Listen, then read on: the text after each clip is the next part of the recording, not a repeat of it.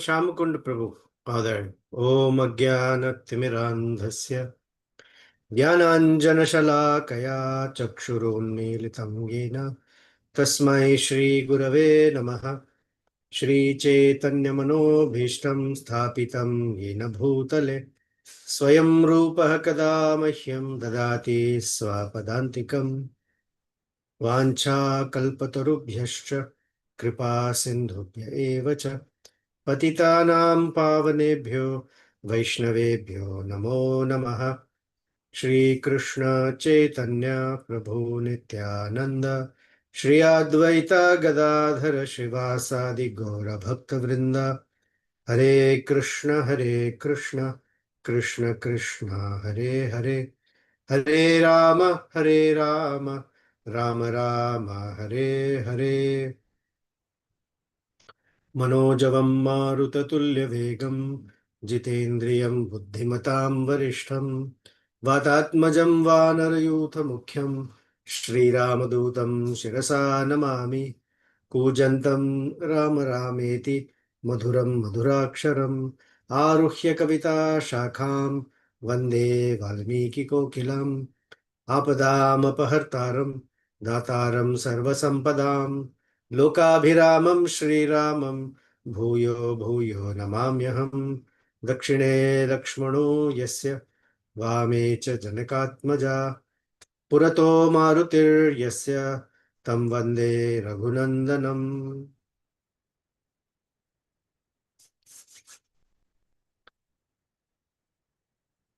I missed being with all of you for almost 2 weeks now, so I'm eager, anxious, happy. And we will go directly to Lanka. One of the most formidable, difficult warriors in Ravana's camp, Akampana, who was a mighty general in Janasthan with Kharadushana Trishiras. And he was sent there because he is very mighty, one of the very accomplished ones. Was very quickly finished by Hanumanji. And nobody expected that Akampana will die so quickly on the battlefield. Although the fight was very intense, lot of Vanaras lost their lives, lot of Rakshasas lost their lives. Some were very severely handicapped, maimed, tortured, hurt. Yet Hanuman killed Akampana. So the news obviously went to Ravana because he was on his TV watching breaking news as the news was breaking.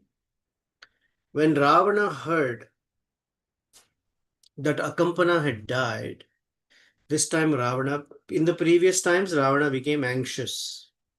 In this case, Ravana became angry. So Valmiki starts chapter 57 by telling us, Akampana vadham shrutva क्रोधो वै राक्षसेश्वरः किंचित दीनम किंचित दीन मुखश्चापि सचिवांस्ताम अनुदैक्षत. So, hearing the news about Akampana's death, Krudho, why? Indeed, Ravana became so angry. Along with his anger, or the anger was such that Kinchit Dina Mukhascha api. His face became Dina. He knew that he was helpless. I'm sure we all have an experience, at least one experience in this wonderful world of difficulties, that you're expecting something and it doesn't go according to what you're expected because it seemed like obvious. In some cases, we don't know what the outcome looks like. So we are, okay, if it got, we got, if not. But something that seems so obvious in front of your eyes that you can almost get it and something happens. Then there is anger. And in that anger arises from a sense of helplessness. And a person feels so frustrated. So this is what's happening with Ravana. Kinchit dina mukhaschapi. His head or heads bent down in helplessness. Valmiki is such an expert because he is writing the Vedas for all of us in a way that we can accept and relish and possibly drink a little easier, because the Vedas by themselves, because they are very philosophically filled, the medicine is delivered with a cold heart. Not that the sages are cold, but it sounds like the message is very cold. It is it is in a very dispassionate way, and people find it hard. In the Ramayana, because there is so much juice, or how the Bhagavatam is said, Pibata Bhagavata Rasamalayam. It is for relishment. As one is relishing it, it is working on a person medicinally as well. Sri Ramachandra was told, tomorrow morning you will be crowned as the Prince Regent. And the previous night, he went back to his quarters, preparing for everything. He saw all the paraphernalia for the Abhisheka tomorrow. But the next day, he circumambulated it. He was willing, ready for it. And then he gets a message, your father is calling you. He goes into Dasharatha's palace. Even at the night itself, the conversation that you're going back to the forest. Not going back, you're going to the forest for 14 years. And in Ramachandra's eyes or face or countenance, there was no anger. It was all delight. Because this is the personality who shows us the reason he is Rama, that he is always in a state of bliss, is because he only sees everything as service. So when he was asked, you'll be the Prince Regent, he said, new service. When he was told, now you'll go to the forest, he said, new service. So his position of service did not change, although his position of service mindedness did not change, although the service changed. So for him, it didn't matter. He still felt that he was serving Dasharatha Maharaj. Although Dasharatha never spoke the words, go to the forest, it was Kaikeyi. And she said, your father wants you to go. And he said, my father doesn't have to even say it. If you, my mother Kaikeyi, would say it, I will go to the forest. That is Ramachandra. That we're teaching us that we carry seva bhav, service attitude, and circumstances can change. And we all have experiences of how circumstances change dramatically, drastically, without notice, sometimes with notice. And the service mindedness, Ramachandra did not become angry. In fact, it was the opposite. He became happy. In this case, Ravana, because the expectation is very high, he wants to win. He's going to feel that he's going to lose something. Therefore, akampanavadham shrutva kruddho vairakshaseshwaraha. Kinchit dina mukhaschapi. Kinchit dina, just a little sense of helplessness. Sachivam stan udaikshatah. He started looking at all of his generals, Sachivan, his ministers. Then he reflected for a while. What should be the next thing to do?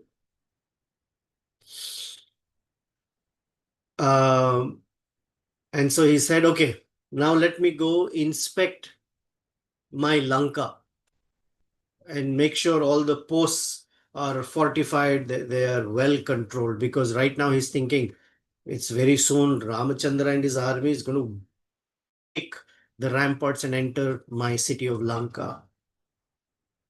And then he saw that each post was well guarded by mighty, mighty Rakshasas, not just mighty, but numerous Rakshasas. And they were all standing in rows, holding flags and banners. And then he saw that all the ramparts were well protected. And then he turned to his general, the commander-in-chief, Prahasta. Prahasta was always a well-wisher of Ravana. And he says, Prahasta, I don't see any way of how the enemy can come and win over us, because you are very skilled and it seems like you have guarded the city very well. Now, however, because so many of our generals have been killed, I think it is time that I directly go, or my brother Kumbhakarna, or you, or Indrajit, or Nikumbha. We are the ones who should take the next step. So, how about this? Take a mighty battalion of Rakshasas with you and quickly go to the place where the monkeys are all gathered. And with your group of or with your battalion, very quickly, completely silence all the monkeys who are roaring with delight, thinking that they have won. I want you to go and crush them. These monkeys are very volatile. They have no discipline in their mind, and they can easily become fickle-minded. And so when you go and roar in the battlefield, and then when your elephants and your battalion will go, they will become very, very scared. So here's a verse spoken by Ravana about fickle-mindedness, monkey type. He says, Chapala hi avinitascha. Chapala, very, very distracted. Avinitascha, they have no sense of character. Vinita is one who is humble or has a strong character. He says avinitascha because they are so, you cannot predict what a monkey will do. Chalachittascha, their heart is restless. Chitta is chala. Chalachittascha vanaraha. Na sahishyanti te nadam. Simhanadam ivadvipaha. So when you roar in the battlefield, along with your mighty elephants, dvipaha. Why is an elephant called dvipa? Dvipa. And plural is dvipaha. Dvipa means it nourishes itself with uh, two senses. The trunk is what it uses to pull water into it, snout, and then puts it in his mouth. So since it has two of them, it's called dvipa. Pa means to be taken care of, to be nourished by. So a tree is called padapa. It nourishes itself by its feet. That is the roots. Krishna is called Gopa because he nourishes the cows. He is Gopa, or the cows are nourished by him. He is cowherd, Gopa. So Padapa and elephant is called Dvipa. So when the monkeys who are fickle-minded and easily disturbed, restless, when they will run here and there, it will also make Rama, Lakshmana and Sugriva doubt the strength of their army. Now, here's a principle, Prahasta. When one goes to a battlefield, whether they will live or die, that uncertainty is there. Because that's the risk you take. So in any engagement, especially battle, it is not free of risk. Okay, so for that, you should understand whatever you do, it doesn't matter. But the point is, you accept such a risk and you enter the battlefield. So, being given this encouragement by Ravana, Prahasta entered the battlefield. Now, when Prahasta is going to enter the battlefield, it is going to do something. These are indicators because Valmiki already told us in the very first sentence, first sloka, Deenam, that he felt helpless. Now, in a battle with so many mighty warriors, if the commander in chief enters the battle so early, what does it show? It shows that Ravana is insecure. He is scared. Because generally, the commander in general doesn't enter the battlefield so quickly. But he has come. Because one by one, the Vanaras have started killing, have killed all these mighty warriors that Ravana thought have never will find defeat. But now they have been killed. And so the commander in chief already, that's an indicator that Ravana is insecure. Hmm. So Prahasta says, you know, Ravana, I am happy to go carry out your order. This situation has come because previously I had advised you that we should return Sita. Only through that there will be some peace and good for us. And war will happen if we do not deliver Sita back to Ramachandra. Ramachandra. Now, as expected, war is here because we decided not to give Sita back. I am remembering, Ravana, I'm inspired because I'm remembering in the past, you have given me so many gifts, so much honor as well, and with your kind words. So I am obliged to you. How is it possible that I will not render service to you when the right time comes? So here's a principle, although spoken by Prahasta, it is a statement of gratitude that when we have received favors from others, we should remember it and be grateful to them in life.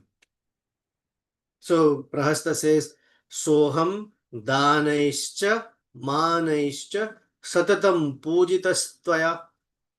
I have been honored by you by danai, by many, many gifts. Manai, by many honorific things and words. Santvaischa, Santva means pleasing words. Santvaischa vividhaihi, in many, many varieties.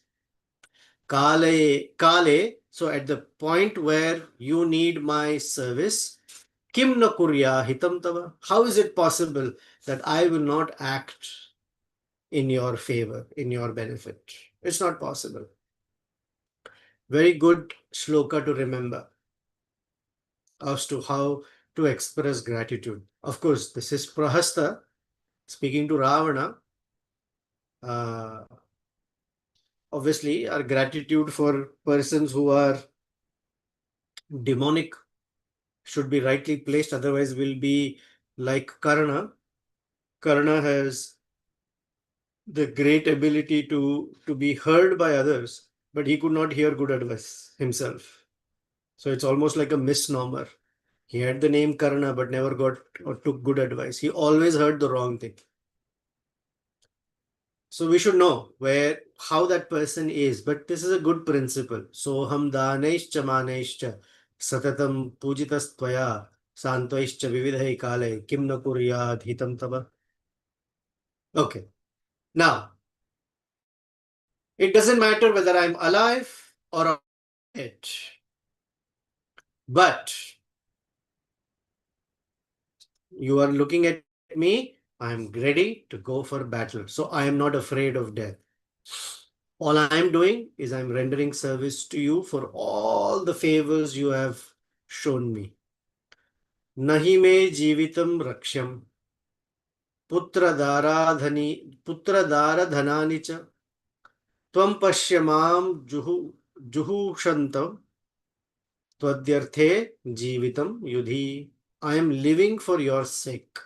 I am offering my life to you. Now, this sentence is very much like a Sharanagati statement. Previously, Vibhishana said to Ramachandra, Parityakta maya lanka mitrani cha dhanani cha bhavadgatam hi me rajyam jivitam sukhani cha. Jivitam cha sukhani cha. Oh my Ramachandra, Parityakta maya lanka. I've given up Lanka.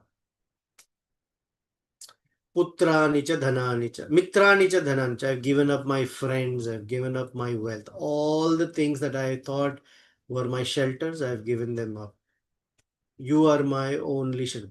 Bhavat gatam hime rajyam. From now on, all my sense of royalty or living life is in your shelter. Because I'm serving you, I feel like I am a king. Jivitam cha sukhani cha. The goal of my life and the goal of my happiness is you. This is Vishnu speaking to Sri Ramachandra. This is Prahasta speaking to Ravana. Both are offering themselves as Sharanagati. But the difference is Ravana is not eligible for Sharanagati. Nahi me jivitam raksham. I am not here to protect my life. Putra dara dhananicha. I'm offering my children, my wives, my wealth, everything away. I'm giving that up. Tvam pashya mam juhushantam. And you can see me with your own eyes. Tvad arthe jivitam. I am living only for your sake. And therefore I'm going to fight. Immediately, Prahasta ordered a mighty army to go. And he made orders. Bring before me the strongest group of warriors, Rakshasas. Feed all the carnivorous birds as much flesh of monkeys as it is possible, which means I'm going to feed all the monkeys to vultures and other flesh-eating birds when they are struck down by my strong weapons on the battlefield. This mighty army was mobilized and they all went to the palace of Ravana. In less than an hour, Valmiki says, in less than an hour, the entire Lanka was filled with mighty warriors, the best of the class,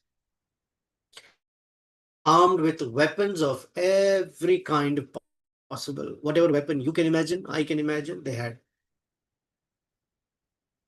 And a fragrant wind blew by them. It says the scent of ghee blew past the Rakshasas who were there offering ghee into the fire to propitiate the great gods. I don't know which gods they're propitiating. When the Brahmanas were reciting Swaha for Ravana's victory. So they all took great strength. Yes, we have done a big yagya to help us become victorious in this battlefield. And when Ravana came there, all of them, the Brahmanas, the assembly, the Rakshasas, they all sprung up on their feet, stood up in attention. And they all surrounded and stood around Prahasta. As Prahasta offered his respects and turned around, mighty kettle drums were being beaten to announce to the entire Lanka, to the army, and on that side to the Vanaras that watch out, the mightiest of warriors is about to come. And then Prahasta sat on a chariot that was drawn by the greatest, strongest horses. The charioteer was very skilled. He could control the chariot like anybody. And as the chariot is rolling through the streets of Lanka, it sounded like the rumbling of mighty clouds. And they crossed and came out of Lanka. As they're coming out of Lanka with sound of rumbling clouds, bugles, kettle drums, horns being blown loudly. As Prahasta is moving, he has 4 mighty generals accompanying him. Their name is Narantaka. Nara Antaka, the killer of human beings. Kumbhahanu, one whose jaw is like a kumbha, pot. Mahanada, whose voice is very, very, very strong. And some Unnata, whose very, Unnata means very high. So mighty like this. His shoulders, everything is too big, mighty. Samunnata. They 4 were accompanying Prahasta. Elephants, horses, cavalry, infantry, all of them emerged from the eastern gate. And when they emerged from the eastern gate, the Vanaras were in complete shock. And Valmiki says, the army that Prahasta came out with looked like an ocean itself. Sagara Parimita, Sagara Pratima Oghena. Sagara Pratima just looked just like an ocean. Vritsena Balena Saha. Because it was so big. And Prahasta Niryayau Kruddaha. Prahasta looked so angry. His eyes big, reddish, ready for war. Valmiki says he looked like Kalantaka Yamopamaha.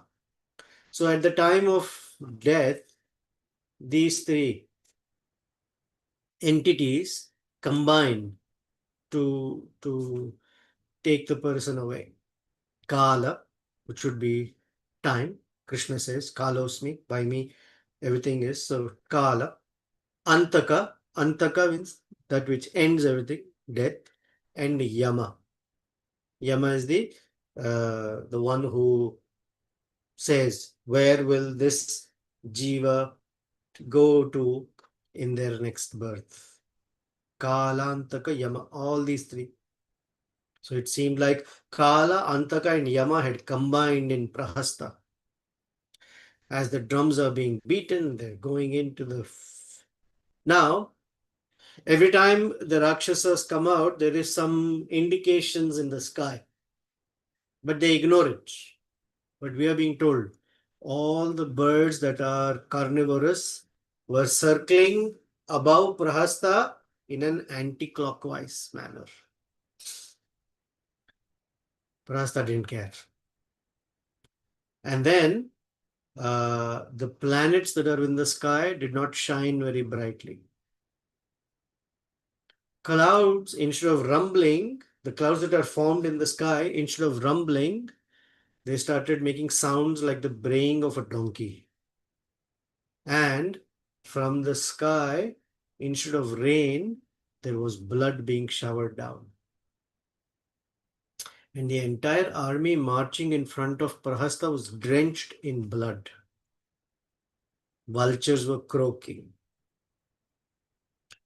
And the whip that was being held by the charioteer of Prahasta, that whip kept slipping from his hand again and again, which is not a good sign.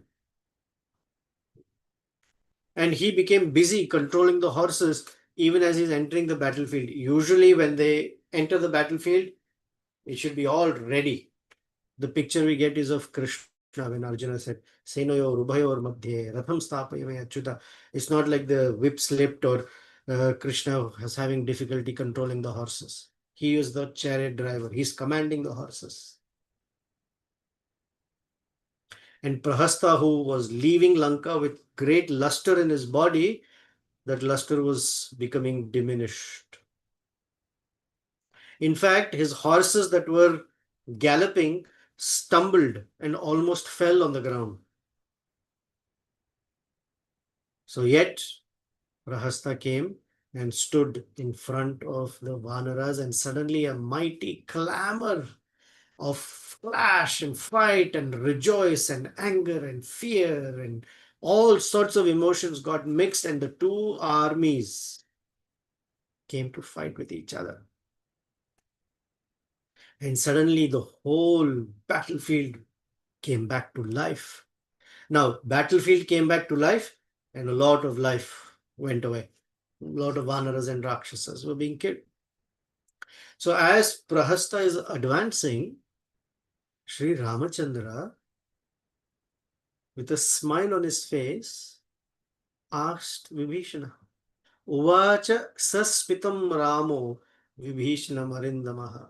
Vibhishana was a killer of enemies. Ramachandra, with a smile on his face, which means Ramachandra is not perturbed at all. Ka Esha, who is he? Su Mahakaya. He has such a mighty big body. Balena Mahatavratah. And he seems to be carrying such poise because of his strength. Agachati Mahavegaha. And he is coming here with such speed and momentum. Kim Rupa Bala Paurushaha. Who is that? Who has such handsome features, such strength, and Paurushaha, such manhood, or you can say power or prowess? Who is this? I want to know, Vibhishana. So Vibhishana said, Esha Senapatistasya Prahasto Nama Rakshasaha. That is the Senapati, the commander-in-chief of Ravana's army. His name is Prahasta. Lankayam, inside Lanka or Lankas, Rakshasendrasya Tribhaga Balavasamritaha. He rules 3/4 of Ravana's army. Viryavan Astravichuhu. He is not only very Viryavan, he is very good in the release of weapons. Suprakhyata Parakramaha. And his prowess is Suprakhyata. Prakhyata means famous. Suprakhyata, very famous in the universe. And is very widely known that he is very, very special.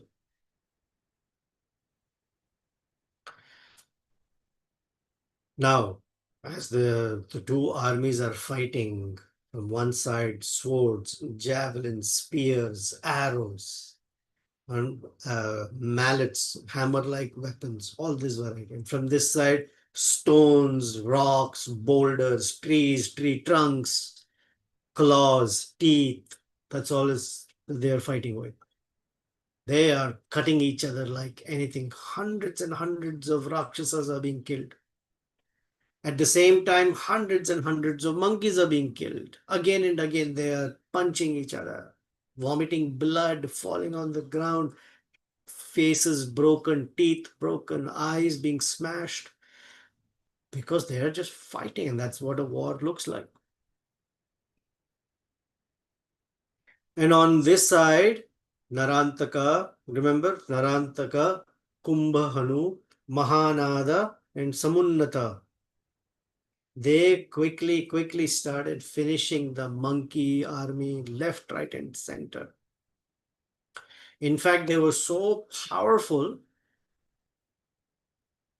that the fight became so blatant that the who became angry and rushed towards one of them and completely picked a mountain peak and killed Narantaka. Then Durmukha sprung on his feet with a mighty tree in his hand, and Durmukha smashed Unnata. Then Jambavan picked up a mighty rock and threw it on the head of Mahanada. Then there is Tara, not Tara, she's the wife, but there's Tara, killed Kumbhanu. They all Tara also picked up a tree and smashed Kumbhanu. Now, one may think, oh, these guys are so mighty. How is it that they can die from a tree and a rock? And uh, are they so easy to kill? No. This is the dhwani in the verse. So this is how it goes. These are so great warriors of Prahasta that they can kill thousands and thousands of monkeys easily. But Dvividha, Jambavan, Durmukha, and Tara, imagine their strength. That they can pick up mighty rocks and hurl with such strength and force that when they hit these mighty Rakshasas, imagine the impact by which they are killed. It shows, although we're talking of these great Rakshasas, great mighty Rakshasas, what is being spoken is how strong the Vanaras, these names that we heard, are on Ramachandra's side.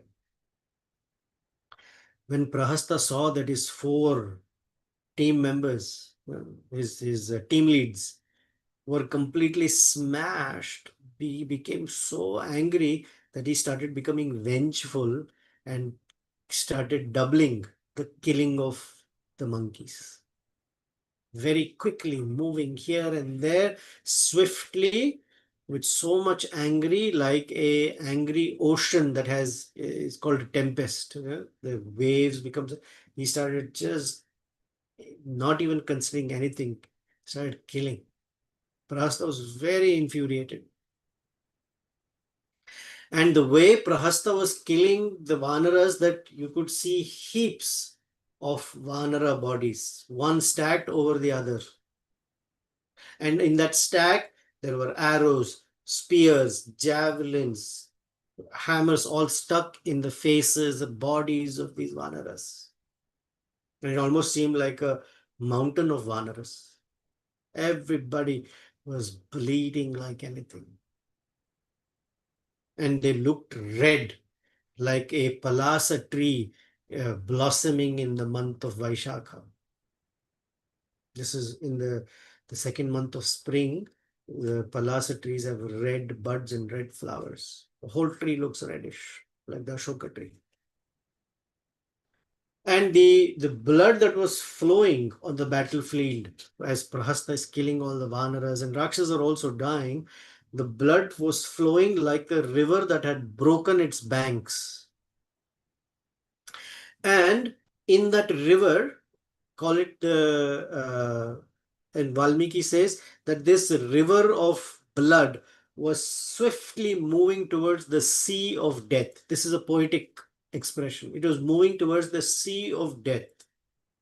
And in it, some rivers have these seaweeds, right? They're all clumped together or clustered together. Valmiki says the seaweed of this river of blood was liver and spleens of all the Vanaras and Rakshasas. And the weeds that are floating were the broken trunks, heads, hands, fingers. They were like the fish in this river, different body parts. And the river that is crowded by grass, you could see usually a river's banks has grass and swans collect there. In this river of blood, the swans were the vultures, and cranes waiting to pick up pieces of flesh and eat them. And this river became so difficult to cross. Yet the Vanaras crossed it to their side, just like mighty elephants cross a river with great current.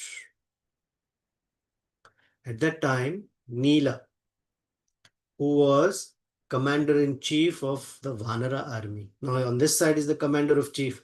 Naturally, this side should be the commander-of-chief of the Vanara army.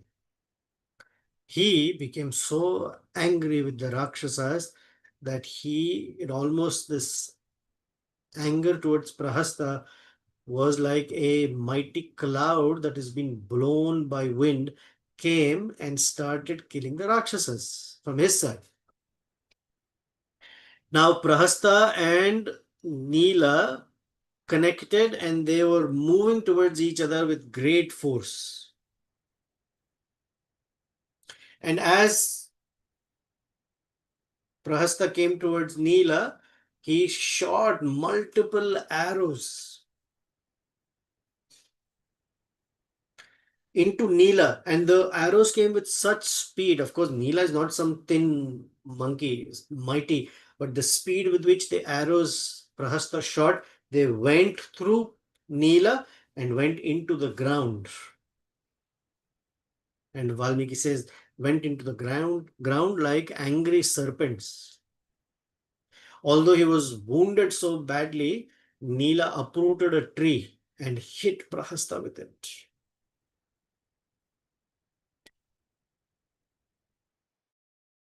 And when Neela struck uh,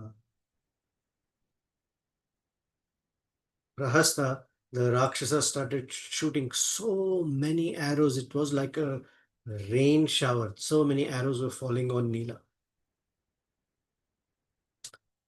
Now Prahasta was also releasing arrows by hundreds, and still they were fighting with each other.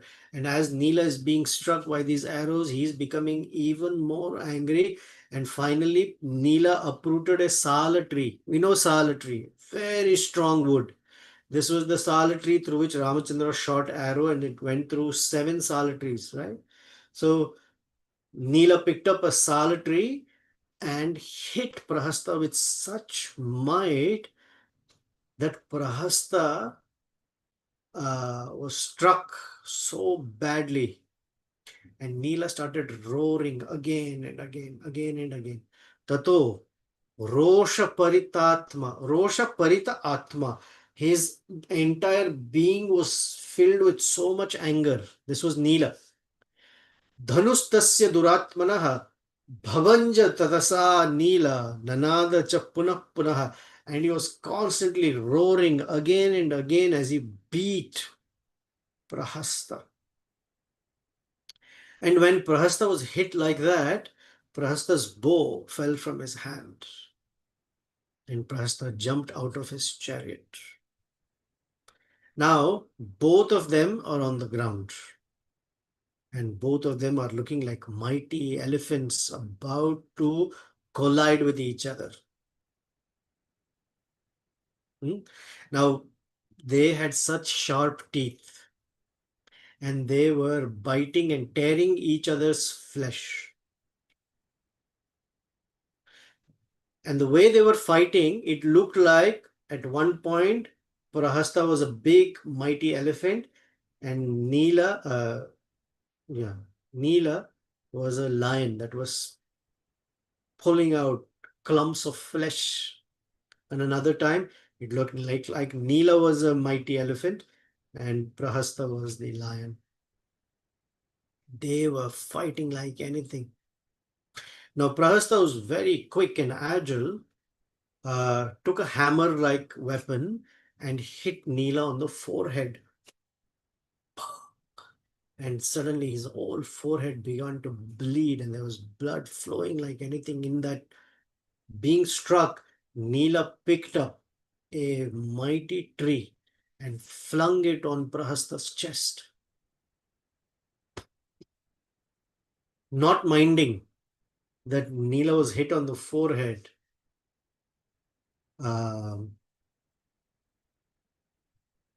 Prahasta picked up another hammer, like it's called a mallet, another hammer like weapon, and rushed towards Neela again. Now, when Neela saw this angry Rakshasa coming at speed towards him, Neela picked up a mighty rock and flung it on the head of Prahasta. And Prahasta hit Nila with this hammer. Now again, as they are fighting, this rock that Nila threw upon Prahasta broke the head of Prahasta into many pieces. So Ramachandra asked, who's this person? Mahakaya. And he's so effulgent, feels so warrior-like. All of that just vanished in a moment. Sa gata sur, sa gata gatashriko, gatasatvo, gatendriyaha. Everything gata went away. Sa gatasur. Gatashri, all his so-called effulgence. Gata Sattva, his life, his existence went away. Gatendriya, all his senses also departed, which is a way of saying he died. He was dead. He was dead. Papata sahasa bhumau chinmula ivadrumaha. Chinmula ivadruma. When you cut a tree at its root, the way the tree falls, that is how Prahasta fell on the ground.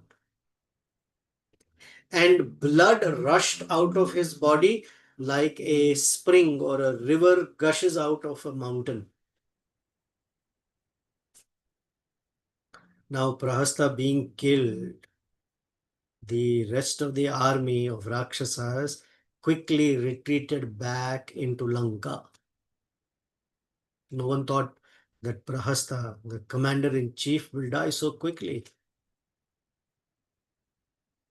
They all went back and speechless stood in front of Ravana. And they were all merged into an ocean of grief because their leader, their commander-in-chief, Prahasta, who won many battles, got many medals, was decorated by Ravana. Their decorated war hero was dead. And Nila came back and joined Rama and Lakshmana. Tatastu Nilo Vijayi Mahabalaha Prashasyamanaha, very well accomplished.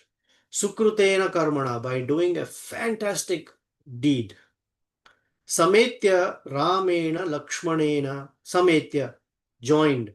We say Samaveta. So Sametya Ramena Lakshmanena Prahashtarupastu Babhuva Yuthapaha, became delighted.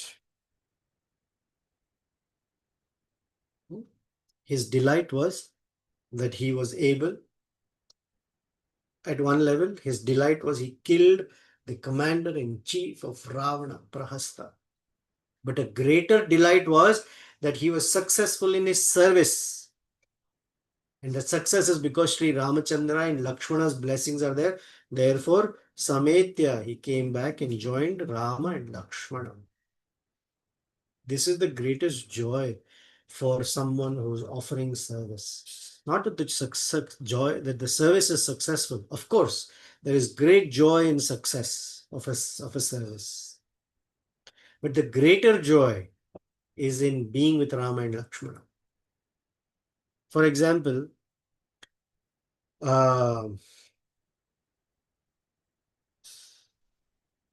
Jatayu was unsuccessful in his service. He died. His wings were cut off. His legs were cut off. He was holding on to his life heirs, just waiting for Rama to come back. But Ramachandra sent him to the spiritual world, although he failed in his service. Because what is important is not whether he passed or failed or was successful or not. What was important is that he carried out his service with great determination. It is not the outcome, it is the process. That is what the Lord looks at. So here Nila has come back successful and very, very jubilant and happy. So we'll stop there for today. Let's see if there are any reflections, comments, questions. In Yuddha Kanda, I hardly think of any questions because it's a narration of a battlefield. But you still have any thoughts or reflections you'd like to share, please do.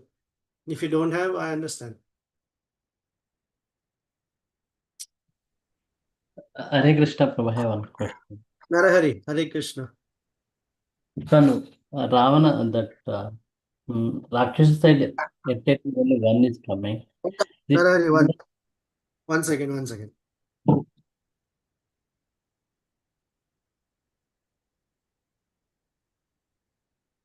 Yes, speak now. On Rakshasa side, we see only one at a time is coming. So it's one does only one person is attacking or a group of them is attacking? So each time one mighty leader leads their battalion. It's not one. Thousands and hundreds of thousands of Rakshasas are coming out of each gate. You saw, no? First there was the northern gate, western gate, southern gate, eastern gate. So there's war going on all sides, constantly going on. But Valmiki is just giving us what's happening at each of the gates of Lanka one at a time. So from this gate, one came out, Akampana came out of that gate. In this time, eastern gate, Prahasta came out. So think of it as a continuous war. We're just hearing as to what's going on around. Thank you, Prabhu. Yeah. Okay, go ahead. Sulochana, you have a question?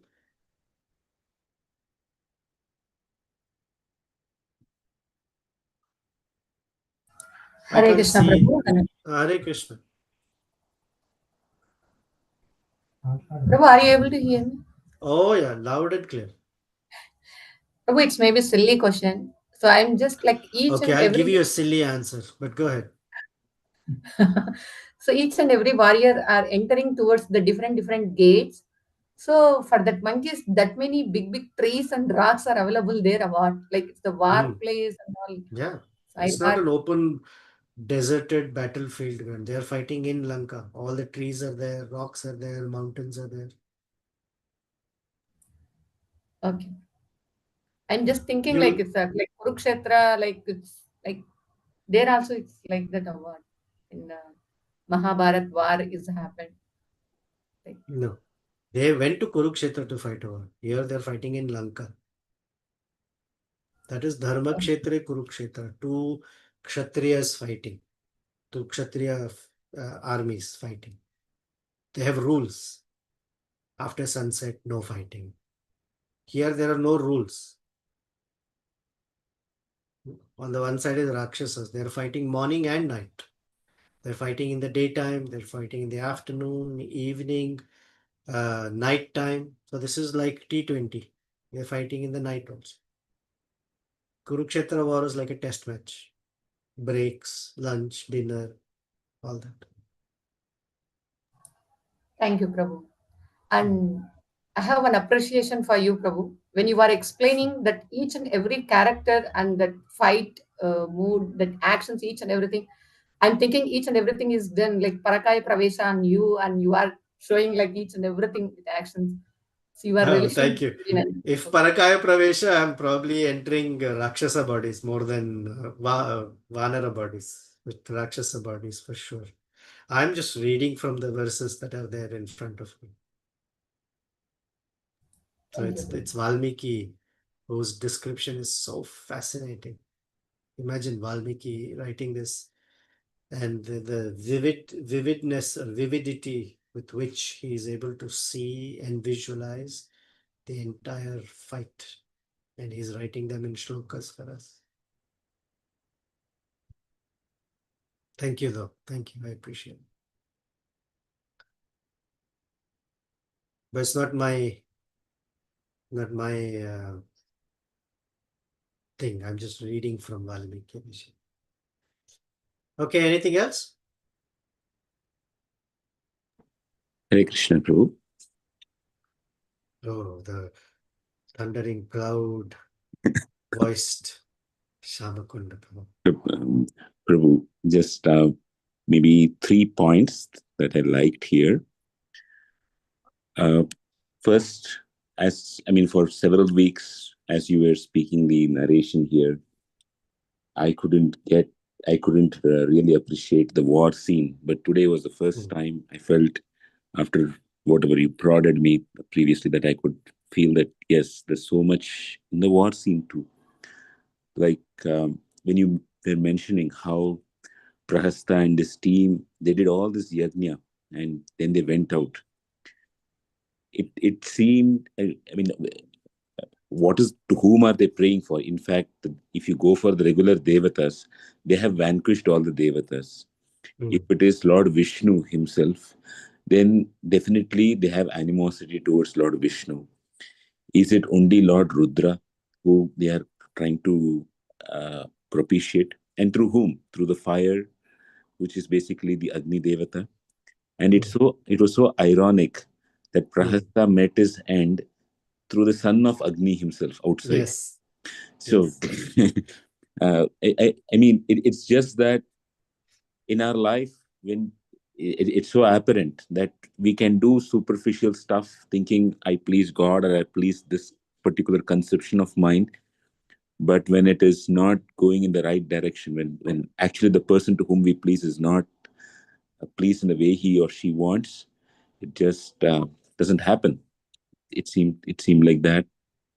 And when you were describing about everybody bleeding and dying like Palasha tree in the month of Vaishakha, uh, there was not, from the perspective of Valmiki, it was not so much as a grief over the death, but it seemed like there's a glorification for the death for a good cause. Of course, finally everybody, all the Vanaras, uh, got their life back, but that's the end part of it.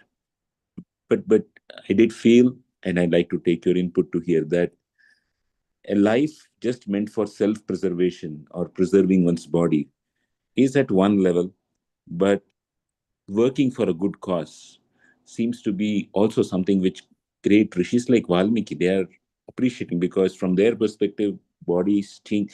A loss of body is just a change of dress. But the notion of service with which a person does something is something that gets carried, for which you amplify towards the end.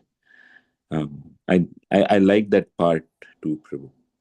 And when Prahasta was coming out, the loud music, all the ostentatious things that were done, remind me of many times, at least in the corporate world, when somebody has to be given an award, this loud music, sometimes there are even fireworks, all of that, and behind it, something else happens too.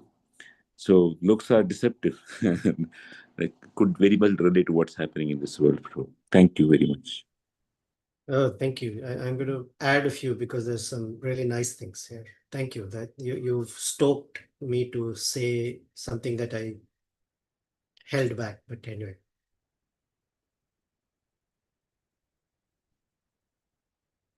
the beauty in Valmiki's description of that palasa tree with red flowers blossoming is the very paradoxical poetry. He's describing death with Vasanta, which is where new life comes in. It's very opposite, because death and Vasanta, or spring with new life, are very opposites. So he's describing death in the words and language and poetry of rebirth or new birth. So what it means is, like you said, in death or in serving or in doing a good deed, as you put it, a more general way, that death actually gives birth to something fantastic. It is actually being born, or the person is really alive and born when they offer their life for something beneficial. What to speak of beneficial, like Ramakarjan. That's that part. Prahasta, this whole battle scene, Yuddha Kanda. Yuddha, interestingly, all the lessons come from Yuddha. For Arjuna also, it came from the battlefield or right before the battlefield, and for Ramayana also. The Yuddha here represents, from a tattva level, anartha nivriti. The fight we have to go through to go to the other side to relieve Sita. So this Anartha Nivriti sometimes is boring. It's not like, it's dull, it's so much. But these are different ways in which, and I'm going to use the more general language, a transcendentalist or a spiritualist wins over their different senses. Akampana, Dhumraksha, Durmukha, not Durmukha, Dhumraksha, Akampana, Prahasta. Hasta, Prahasta is one who grabs very strongly everything. This is representing greed or this gluttonous behavior and doing things and manipulating with hands for one's success. And he's killed by Nila, the son of Agni, in which you give everything, Swaha. So it is that Nila was the expansion of Agni. Agni is the carrier. Unless you offer to Agni as Swaha, you say Swaha because Agni's wife, her name is Swaha. And through them, Agni is the carrier to offer to the Devatas. And Krishna says, the living beings on this planet can survive and become prosperous when they offer to the Devatas. Now he's speaking as a general principle of Yajna. So it is Nila's, like you said, Nila, the son of fire god, the Agni Devata, who kills Prahasta and removes this idea of grabbing and holding to oneself, for oneself. Prahasta, the two expert in using his hands and manipulating things for himself under the guidance of the mind, Ravana.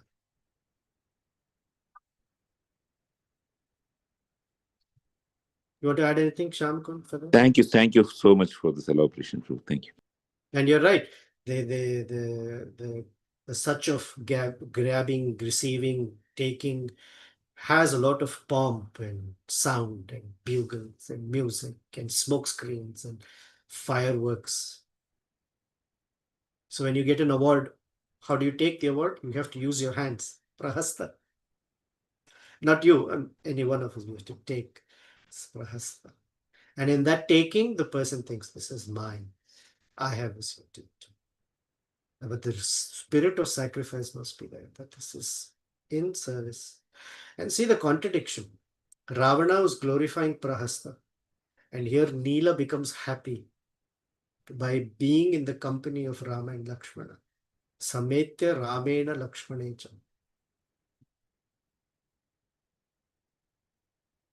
So much hidden and encoded into the Ramayana.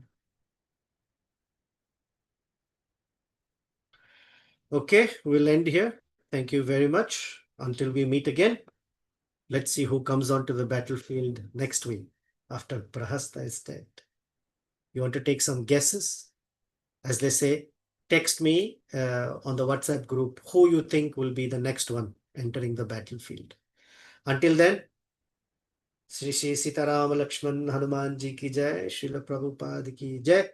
May the Vanaras inspire us how to become rejoiced, inspired to continue the struggle with what we say Anartha Nivriti. But the important is one cannot overcome Anarthas by fighting against them on their own. It is only possible by seeking the strength of Sri Ramachandra, Sri Lakshmana, both Guru and Gauranga. They have to be with us. It is their strength that takes us from this side to that side. We continue seeking that strength and mercy, and remember that the glory belongs to them. Hare Krishna. Sitaram Lakshmana Hanuman.